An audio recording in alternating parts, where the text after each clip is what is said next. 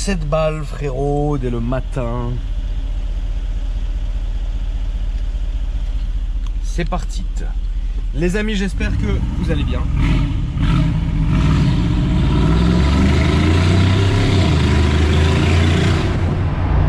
vous avez bien dormi, que la journée se passe à merveille pour vous. Je vais fermer pour être un peu plus tranquille. Comme vous l'avez peut-être remarqué, nous sommes dans un Classe G 700 chevaux Brabus. G700 si vous préférez. Nous sommes ici dans le tunnel duplex qui relie, donc là je suis parti de Nanterre parce que j'étais occupé à côté et pas dans un cul. Voilà. On va aller chez Nazar à Orly dans son autre garage, puisque aujourd'hui ça va être un peu plus compliqué que ça. Un peu plus compliqué que 70 de vitesse dans ce maudit tunnel. En plus là je dois me le taper de A à Z. On va aller donc à Orly frérot, chez Nazar. Nazar qui fait de la vitre teintée, que vous connaissez très bien, qui est un ami à moi de très longue date. Parce qu'aujourd'hui il doit me refaire en fait toute la voiture. Parce que comme vous le voyez, certes la voiture est déjà teintée, donc que ça soit ici ou que ça soit à l'arrière, mais les vitres ont été faites d'une manière qui n'est pas appropriée. Donc Nazar va me refaire une complète sur cette voiture. Alors évidemment je garderai la teinte, parce que je trouve que la teinte de la voiture, même par exemple au moment du futur acquéreur ou de la vente ou quoi que ce soit, ça va être une voiture qui va rester d'un côté, elle est agressive, vous le verrez de dehors, mais là il y a un teintage léger qui est fait sur ces vitres ici, qui permet de voir l'intérieur de la voiture, que vous verrez aussi, qui est sublime. Et à l'arrière évidemment, en plus de respecter la législation, c'est des vitres qui sont toutes noires et ça rend très très bien. Je pense et je trouve même que pour ce genre de configuration, c'est-à-dire full black, avec des petites touches de rouge que vous verrez, et aussi du carbone évidemment que vous allez voir, ça ne sert à rien de vraiment faire un 4x4 tout noir, robuste comme ça. Parce que la configuration de celle-ci est noir brillant et l'intérieur aussi noir avec des liserés rouges. Ça aurait été un noir satiné ou un noir mat, oui, là il aurait eu full teintage au dernier pourcent pour tout faire ressortir, mais là c'est parfait. Je voulais en fait vous donner mon ressenti pour la conduite, maintenant qu'on est un peu ensemble jusqu'à que j'arrive là-bas. J'ai eu 3 classes G. J'en ai eu un 55, un 63 et un 65. Le 55 c'était ancien, bizarre, mais il avait déjà de la gueule. Le 63, qui est de la même année que celui-ci,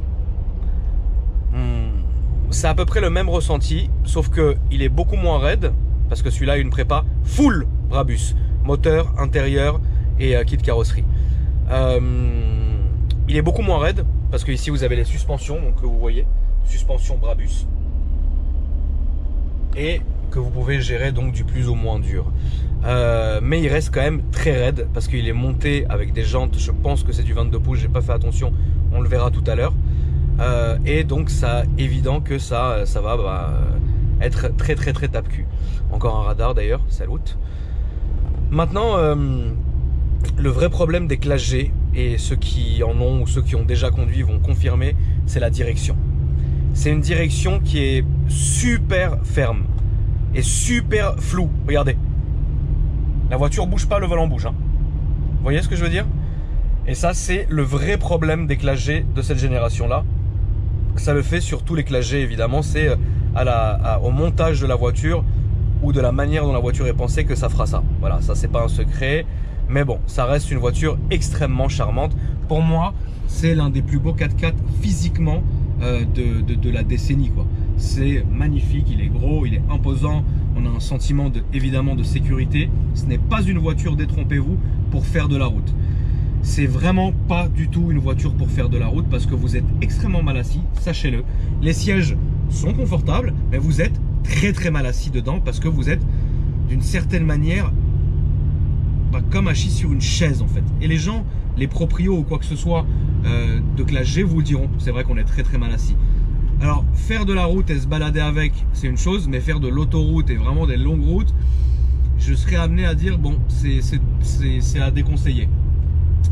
Le 65 que j'ai eu, j'ai été extrêmement déçu. C'est vrai que c'est un V12, W12 même d'ailleurs, pardon. Non, V12, pardon. C'est un V12, il est très beau, le mien était blanc avec l'intérieur fauve, jantes noires d'origine, hein, pas de truc bizarre. Mais le son n'avait absolument rien à voir avec le V8 qu'on entend ici. Ça a été ridicule. Pourquoi? Parce que j'ai eu un SL65 AMG. Et le SL65 AMG, le son, il était magnifique. Je n'ai rarement entendu un son aussi beau sur une voiture. J'avais pas les nouvelles phases, j'avais les phases d'avant, donc de l'année du classe G à peu près. Maintenant, le problème c'est que sur le classe G, ils ont vraiment pas gardé cette sonorité et ça c'est dommage. Donc c'est ce que j'ai à dire. Sur le nouveau, que j'ai eu le temps d'essayer quand même d'une certaine façon, tous les défauts ont été palliés. La conduite, le son est cool, malheureusement avec les nombreuses normes aujourd'hui, ça reste un peu ridicule, mais bon, on aime quand même.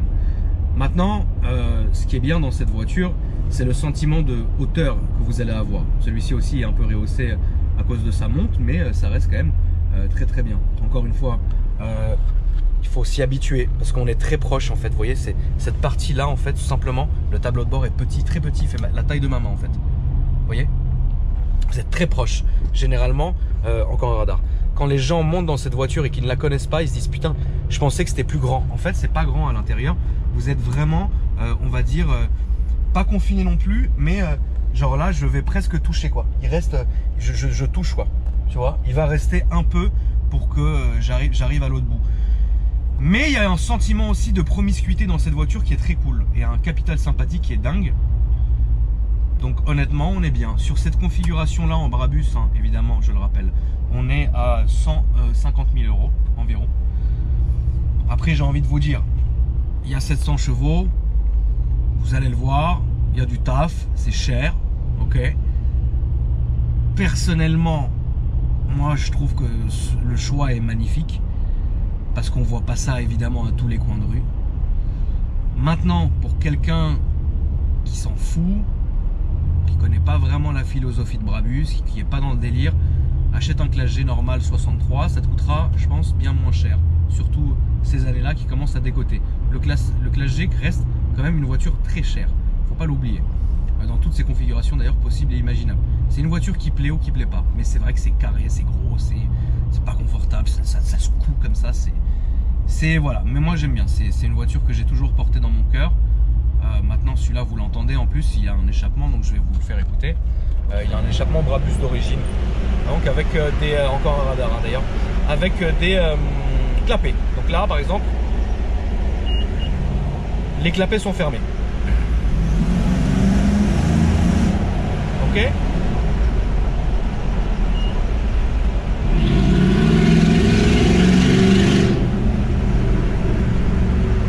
C'est un son, d'ailleurs je suis tout seul hein, dans le tunnel, hein, regardez.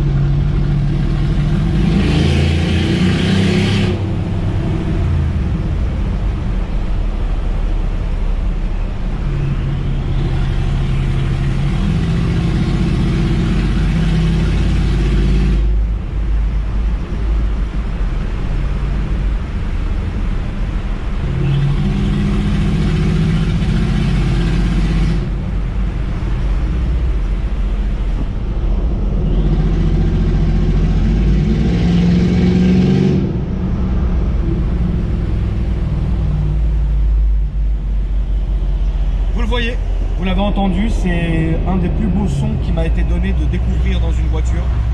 Le son et la configuration est parfaite. Voilà. Bon, je continue ma route, moi chers amis, nous arrivons sous la pluie et un matin très pluvieux. Mais bon, nous continuons. Bon les amis, on a rejoint Nazar. Mais avant, je lui ai quand même dit de faire un petit tour avec la voiture. Parce que frérot, en fait, je pense que il faut que tu confirmes à mes abonnés ce que je disais dans ma vidéo, quoi. Alors, on va tester le classe G du Seine. Est-ce que tu penses que c'est confortable? Alors, déjà, ce que je vois, c'est que le gabarit, on le voit très bien parce que en fait, tu vois tout, t'es super bien assis. C'est très haut. Ouais, de ouf. Pas trop de place. Alors, si vous êtes vraiment genre grand, bah, je pense que ça va être compliqué. Toi, tu mesures combien déjà, toi? 1m80. Ouais. En fait, c'est étroit, je dirais. Enfin, c'est même pas en termes d'hauteur. C'est ouf, tu sais que tu confirmes tout ce que je disais avant hein, en venant. C'est assez étroit, c'est raide. C'est très raide. J'ai l'impression que les pneus sont dégonflés, je sais pas pourquoi. Ouais, t'as vu, on dirait qu'on roule. En fait, on ressent vraiment tout. Par contre, il y a un truc, franchement, c'est. Ah ouais, c'est raide de ouf. C'est que le 4x4 a une gueule de malade. Ça a une gueule de ouf. Vraiment. Ça a une gueule de malade. Le bruit est ouf. Le style est ouf.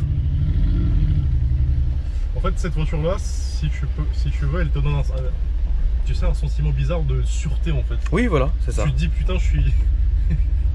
Ouais, tu te sens en sécurité dedans. Ouais, c'est un tank. Mais c'est encore une fois, la conduite, hein, frérot, c'est. Les gens, il faut qu'ils se rendent compte en fait que c'est vachement bizarre à conduire, c'est très étrange. Je l'ai même fait essayer à Alex. Et Alex m'a dit putain mec, je pensais vraiment pas que c'était comme ça. Alors c'est pas décevant, hein, attention, mais c'est différent de ce dont à quoi on est habitué depuis dans l'automobile normale en fait. Mais je dirais que t'es un peu sous, comment dire, dans cette voiture t'es un peu sous le stress un peu. Tu vois, en fait t'es obligé de tout contrôler ouais, tout c'est le ça. temps. Non mais c'est vrai. Enfin tu peux pas te relâcher, genre ouais t'es là en mode musique et tout. Non, exactement. T'es là à contrôler, concentré, c'est vrai. Moi pour venir chez toi, ouais. donc j'ai pris l'autoroute. Franchement j'étais pas comme d'habitude en train de me dire tu vois genre tout va bien, je conduis avec mon genou. Tu sais la voiture personnellement pour moi qui me donne vraiment le sentiment de sécurité de ouf, c'est comme je te disais, c'est la Golf R. Ouais. Deuxième voiture c'est le tout premier Cayenne, alors phase 2. Ah oui, de ouf. Le premier phase 2 turbo. Ok, ouais non. Pour moi c'est le meilleur. Moi c'est premier phase 1 turbo S. C'est ouf. Premier phase 2 pour moi à partir de 2007. Ouais. Et maintenant t'en trouves à partir de 10 000 euros. Oh bah bien sûr, easy. T'as des belles pièces. Mais c'est vraiment un truc. T'as vu? En fait, c'est bizarre hein. En fait ça donne pas envie d'accélérer en fait. Bah en fait en ligne droite, tu vois. Ouais, pas plus. Et encore tu sois vraiment c'est accroché au truc. En fait, alors par contre, un autre point très positif de cette voiture, que personnellement j'aime beaucoup, c'est que tu vas la sentir tractée en fait. Ouais. Et tu vas le sentir dans le volant, tu vas être comme ça et tout. Et ça, c'est vraiment un bon sentiment. Alors de l'extérieur, les amis, il est comme ça. Donc ici, on a biturbo 700.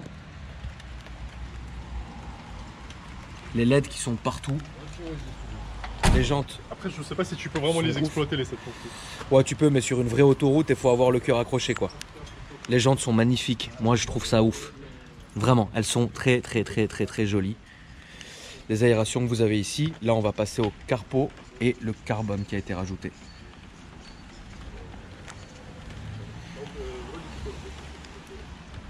De l'avant, vous le voyez, il est magnifique. Vous avez les LED aussi en dessous ici, qui éclairent tout.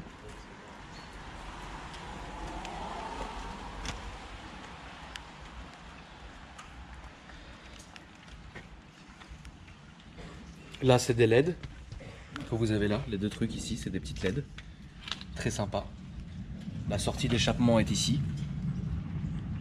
Donc vous voyez, hein, c'est brutal. Il est très haut. Il est très grand. Putain, comme ça, vu comme ça fait rep. Hein. C'est un vrai bloc. Donc vous voyez, la roue arrière a été supprimée. Et le pare-choc, évidemment, n'est plus d'origine puisque ça fait partie du kit Brabus. Donc avec les LED et compagnie. Il est ouvert là, frérot? Ouais.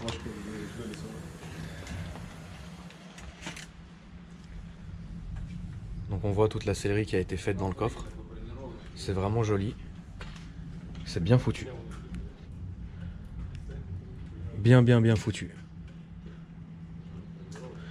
Ici donc on voit, hein, tout est dégivrable. Hein. Tout ça c'est en fait pour le dégivrage de toutes les vitres à l'intérieur. Et ça c'est un vrai truc.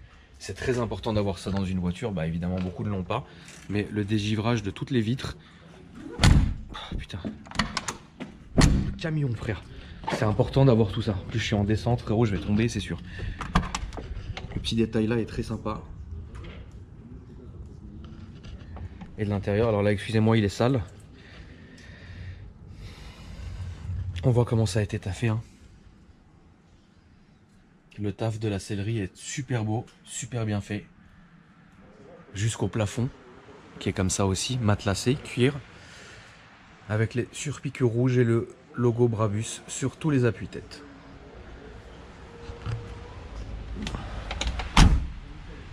Donc là on voit les LED qui s'allument ici. La nuit ça se voit vraiment bien. Encore une fois désolé pour l'état du véhicule, j'ai pas eu le temps de le laver. Le compteur et le volant restent siglés Mercedes. Les sièges sont super beaux. Les ceintures sont normales. Voilà. Pas de liseré ni rien du tout. En fait d'ici vous gérez donc toutes les fenêtres, les rétros, la mémoire des sièges, le verrouillage, déverrouillage.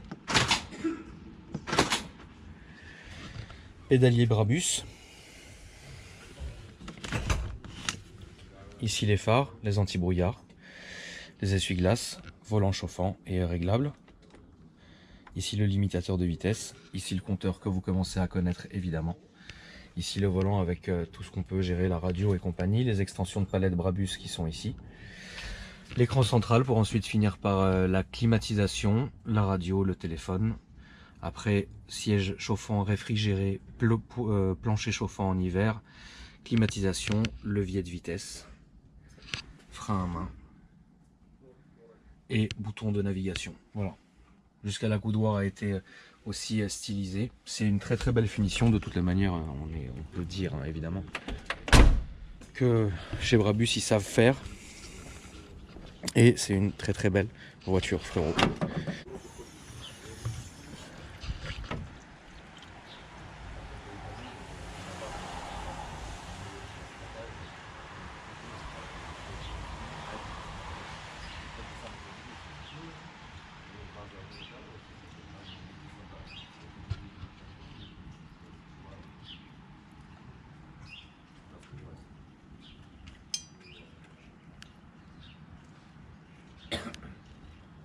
Voilà. Donc de toutes les manières là ce qu'on va faire c'est qu'on va le rentrer. Puis Nazar va... Putain la vache. Tu sais, il y a un truc bizarre auquel je suis en train de penser en Dis-moi. fait. Tu sais que ça c'est la voiture de rêve de ma femme. C'est vrai? Parce qu'elle kiffe ça de l'extérieur. Bah les femmes elles aiment beaucoup cette voiture. Comment elle conduit. Oui non, tu vas éviter. C'est impossible quoi. Verrouille-le, on va entendre le bruit quand tu le verrouilles. Voilà, t'as l'impression de fermer une vitre. Un coffre pardon. Tu sais, des petits détails comme ça, Oui ça fait un... je trouve que ça gâche tout un peu. Ah putain. Non mais regarde.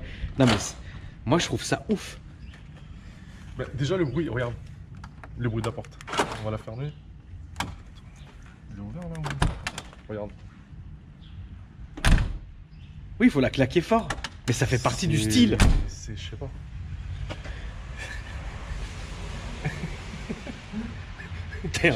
On dirait une porte de, tu sais, dans un poulailler frérot. T'es un malade, la porte du poulailler. Je te jure. Quand je vais à la campagne chez ma grand-mère, quand je ferme des trucs, ça fait le même bruit. T'es un malade frérot. Qu'est-ce que je voulais dire? La difficulté que tu vas avoir à faire les vitres teintées là, qu'est-ce que ça va être frérot? Déjà faut les enlever, ça va être une... Ça c'est un truc de ouf. En fait, là c'est un vrai truc que t'as à faire là? Les classes G, c'est un truc de ouf, c'est que... Regarde, je vais te montrer. Parce qu'en fait, à la base, c'est une voiture militaire, tu vois. En fait, oui, c'était bien pas sûr. conçu Oui, bien sûr.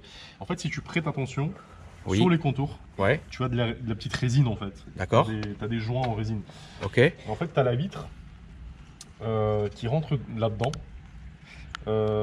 qui fait que, en fait, il y a très peu de place pour travailler, même pour mettre le film. Ok. C'est-à-dire que nous, au niveau des finitions, si on démonte pas le carreau entièrement, ça va faire du n'importe quoi. C'est-à-dire qu'à tous les endroits, comme ici, enfin partout où ça touche au niveau de la résine, d'accord, tu vas avoir des bulles, des traces, des trucs bizarres sous le film. Ok. Donc maintenant, si on vise un résultat propre, ouais, ce qu'on nous visons, démonte, voilà, on démonte le tout, on démonte les joints, les résines, etc. D'accord. On fait le teintage. Ok. On attend que ça sèche. Ok. Donc et après, ça mettra du temps. Il y a un remontage. Ensuite, une fois que c'est sec, là on les remonte, on remonte tous les joints, les résines. Maintenant, ça fait peur parce que bon, tu vas avoir la moitié de la voiture qui va être démontée. Oui. Maintenant, voilà, faut pas avoir peur, faut juste connaître les endroits où c'est clipsé, où c'est démontable, etc. Oui, ce que vous, pour pas casser les clips, ce que vous etc. savez faire. Maintenant, voilà, on a l'habitude, c'est juste que voilà, C'est un chantier qui est fatigant. Ça prend du temps, Ok, c'est compliqué à faire. très bien. Parce que si vous connaissez pas Nazar, les amis, il fait de la vide teintée. Donc il est spécialiste dans la pose de film teinté, film anti-effraction. Donc que de la teinte légale à la teinte illégale. En gros, je te le dis. Il pose tout, mais il vous préviendra toujours. C'est-à-dire que si vous arrivez chez lui, là on va aller dans son local de Orly. Alors, parce que toutes les vidéos qu'on a faites avant, c'était Bagnolet. Ouais, puis il fallait qu'on change un peu. On change un peu. Alors là, on va vous montrer le local de 94. Voilà. Donc là, on est à 2 km de l'aéroport d'Orly, Ouais. à Villeneuve-le-Roi. D'accord. Et voilà. Donc on va rentrer la voiture, on va rentrer aussi nous visiter un peu l'atelier. Et puis de toute façon après, je vous expliquerai comment ajouter Nazar et le rejoindre sur les réseaux sociaux. On la ferme mon frérot. Et puis c'est parti. Le bruit que ça fait. Frérot, je t'en supplie, j'ai vu. Est-ce que c'est vraiment toi? C'est sûr que c'est toi qui a écrit tout ça. Non. Menteur, va. C'est toi qui l'a dit qu'on le fasse. Menteur. Ouais, vraiment, t'es un vrai grand menteur. Ouais, non, franchement, je vais t'expliquer un truc. En fait, c'est les gars, les poseurs, en fait, qui m'ont demandé de mettre ça. Ils en pouvaient Alors, plus. Je t'explique un truc. Il y a des gens, en fait, ils arrivent. Et genre, les gars, ils sont en train de bosser sur la voiture. Et en fait, ils sont genre là, mais à 30 cm du truc. Ouais. Déjà, ça crée du stress pour rien. De ouf. de ouf. Donc, même si le mec, il travaille bien, c'est sûr qu'il va foirer un truc. Ça va l'énerver, Parce que c'est sûr. Si t'as quelqu'un derrière ton dos, tu sais, à regarder, c'est sûr. Je pense que n'importe quel mécano et n'importe quelle personne qui bosse vous le dira. Moi, je sais que même Slim, même à moi, quand il travaille sur mes voitures, il me dit hey, frère, reste pas à côté de moi, s'il te plaît. Ouais, ça le rend hystérique. Ouais. Et même si on est amis, même si on est machin, je sais que personnellement, moi, il y a des moments où quand je vais travailler ou faire des trucs, des calculs et tout, je déteste que quelqu'un soit derrière moi, ça me rend malade. Là, voilà l'atelier avec les différents types de films qui sont ici. Donc du plus noir au moins noir, c'est ça? Ou j'ai dit une connerie? C'est ça. Voilà, tout simplement. Plus clair. Bon, matin, de toute façon, quoi qu'il, c'est ici. Hein. Après, nous, ce qu'on fait, nous, on fait ce que le client demande, tu vois. Oui, bien sûr. C'est le même travail, quelle que soit la couleur. Ouais. Maintenant, on fait pas de différence de prix, genre ça vaut tant, ça vaut tant. D'accord. C'est le même tarif, quelle que soit la couleur. Un mec qui vient teinter un classe G, combien? Alors, une classe G, comme je te disais, c'est un peu spécial. Et encore, même avec tout le travail qu'il y a à faire dessus, on reste les moins chers. Sur une classe G, on va être 250 €, t'imagines?